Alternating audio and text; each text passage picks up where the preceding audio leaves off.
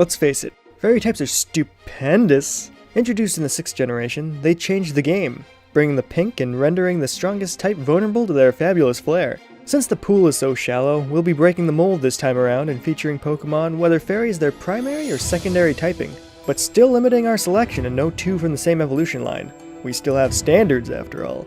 Now let's not waste another second and take a look at the top fairy type Pokemon to date.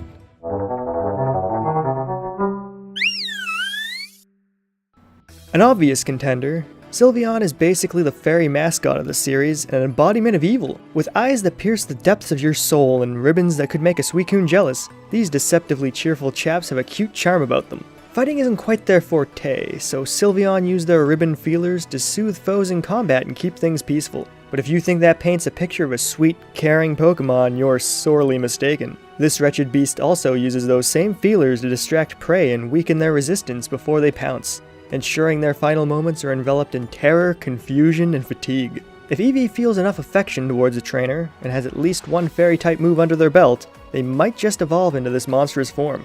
Their love isn't free though, it's gotta be earned through either Pokemon Amie or Pokemon Refresh. These right here are the faces of failure, so take a good look, and know that your friendship and the happiness it sows isn't enough. Sylveon demand only the best.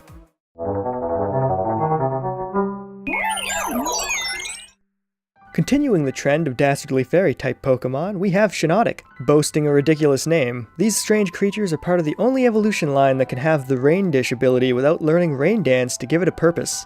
Stare at their smile long enough and you may be lulled into believing these monsters are fine fellows. Exclusive to Pokemon Moon, Shiinotic dwell in forests under the cover of darkness and engage in territorial scuffles with Parasect like true bullies. Bringing their villainy up a level, they spread flickering spores that prompt their victims to nap so they can unleash Strength Sap, their signature technique for draining a target's health relative to their physical strength. And if that isn't heinous enough, Shiinotic also trick humans using their bioluminescence to ensure they never find their way home again. Now you're probably asking yourself, why? Why do they do these malicious acts? Well, if their previous form is any indication, they're just in it for the lulz.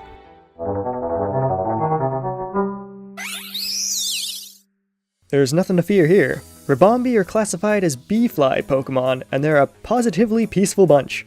Touted as harbingers of clear skies, they never risk making public appearances if there's a chance anything will rain on their parade. Water really muddies up their fluffy figure. But if Ribombee ever find themselves needing to get down and dirty, they like to keep the proceedings simple and create shields. Dust shields, to prevent attacks from dealing any additional effects that could complicate matters. These sweet little creatures dwell in the lowland meadows and spend their days collecting pollen. Rumor has it that there's also a 5% chance of finding one carrying honey in the wild. The purpose of their duty, however, is to produce pollen puffs, not to be confused with Pokepuffs or Jigglypuffs. These balls of pollen can be utilized on the battlefield as explosive projectiles against foes or healthy treats for teammates. They can even be sold as supplements too if the price is right. With that kind of versatility, I'm sure you'll agree, Ribombee is a blast.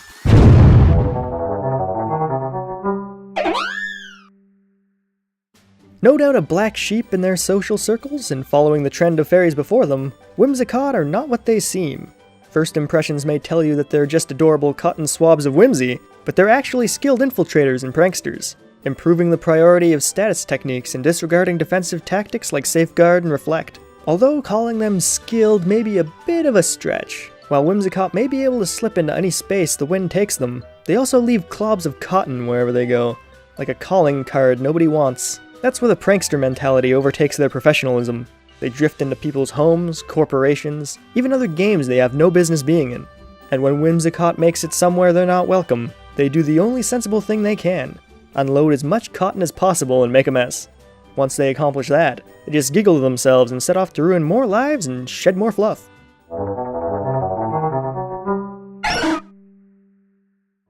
As the evolution of a far more popular Pokemon, Wigglytuff are often overlooked. Sure, they demand a rather rare Moonstone and reward you for the sacrifice by refusing to learn, but they also have some redeeming qualities. Their fur, for instance, is so fine that if one were to administer a firm pet, they'd never want to stop. Who doesn't want that sort of risk in their life?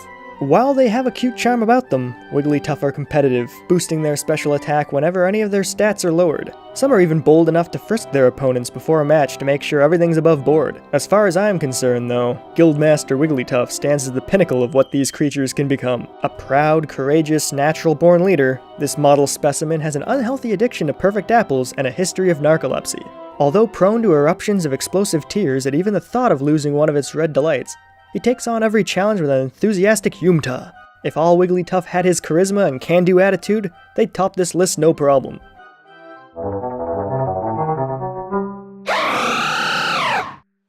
Setting the first generation of fairies off on the right track, we have Xerneas, the first legendary Pokemon of its kind. The crosses in their eyes may imply an ominous agenda, befitting the villainous reputation of fairies, but it's nothing more than misdirection. Xerneas is actually classified as the life Pokemon. It's said that when their end is near, Xerneas unleashes all their remaining energy into the living things around them and becomes a tree.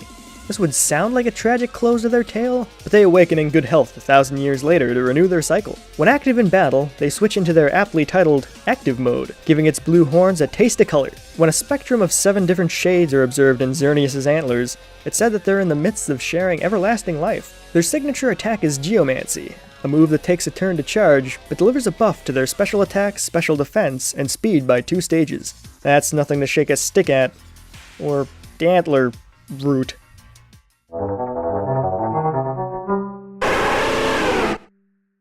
No longer satisfied with being lame, Ninetales took on a fresh look in the Alolan Mountains, forfeiting its mastery of fire in favor of an Ice Fairy combo.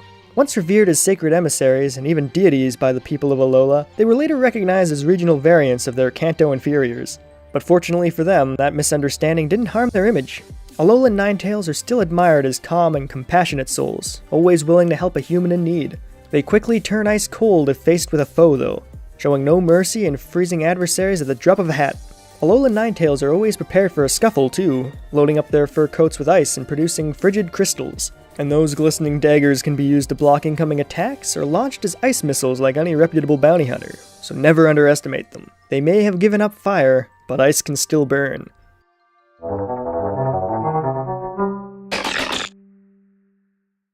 Like the most malevolent of fairies, Mawile are masters of deception. They may put on a docile face from the front, but that's just to lull their prey into a false sense of security before lashing out with their horns-turned jaws. One could easily peg them as grass-type Pokemon, since they're spouting head growths that look an awful lot like Venus flytraps, but they're actually steel. Whether that means they're comprised of metal or just have the ability to chomp through iron bars is uncertain, but whatever the case, they're durable demons. If their ferocious jaws aren't enough to strike fear into your heart, Mawile can double up and brandish twice the feasting capacity when they Mega Evolve, ensuring at least a glimmer of trepidation. These hypercutters can intimidate, slicing opponents' physical strength in half, and through sheer force, some can increase the power of their attacks by 30% at the cost of additional effects. If you come across one while you're out spelunking, you'd be wise to keep your distance.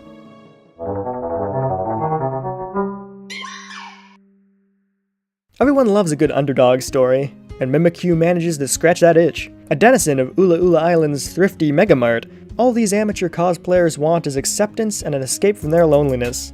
But they have a lot working against them. Seeking companionship in the daytime is risky since sunlight is bad for their health, but the costumes they fashioned to imitate Pikachu's popularity manages to keep them concealed and boost their odds of finding friends in today's superficial world. Their disguise is a powerful tool in battle too, functioning as a free substitute to absorb all the damage from the first strike landed against them. Unfortunately, this comes at a cost. Once the costume's neck is snapped, Mimikyu has to work through the night in order to patch it back up. While we can catch glimpses of its true form, no one knows what they truly look like beneath their rags. Sneaking a peek is said to cause a mysterious illness though, so it seems like a mystery best left alone, just like Mimikyu.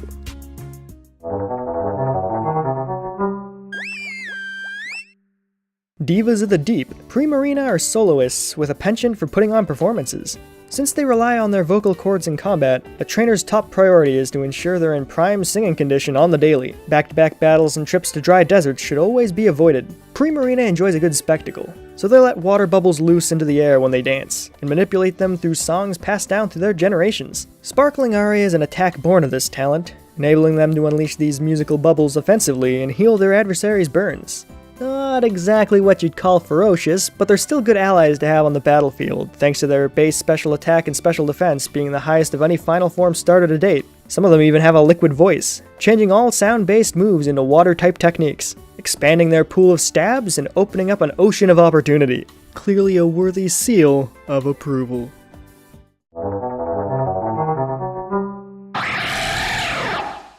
The guardian deities of Alola could easily dominate this list and claim all the top spots for themselves, but that wouldn't be fair to the other contenders, so only one of them can make the cut. I'm sure you'll agree that Tapu Koko is the obvious choice to represent them. So I'm gonna go against the grain and claim the true top deity is our pal Tapu Bulu.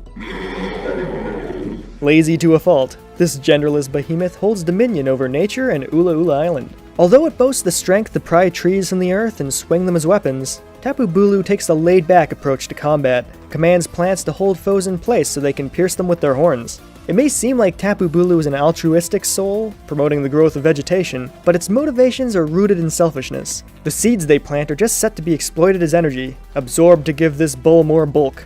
A true hero of the people.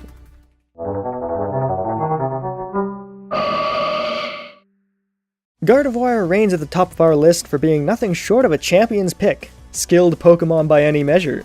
While drawing isn't among their talents, some Gardevoir can trace pretty well. A rare few are capable of telepathy, permitting them the chance to dodge attacks from teammates, while others like to sync with their opponents and uphold karma, ensuring any burns or ailments are shared with their assailants. With the advent of the 6th generation, these clairvoyant characters took on the mantle of psychic fairies. Don't be deceived by their innocent demeanor though. Gardevoir know how to handle themselves on the battlefield, and with their Mega Evolutions, they're always ready to hit up a wedding or funeral in style. Talk about flexibility. They hit the peak of their power when their trainer is in danger, and have no qualms about protecting strange summoners from projectiles. They're also capable of manifesting black holes to devour their adversaries in a pinch, which only takes all of their psychokinetic energy and a bit of dimensional distortion to pull off. Nothing too taxing for the fairy type's finest. And there you have it, the best fairy type Pokemon in the series so far. Do you disagree? Feel cheated? Let me know in the comments section below. Feel free to share your favorite fairy type Pokemon down there too. I've heard Slurpuff is a popular pick.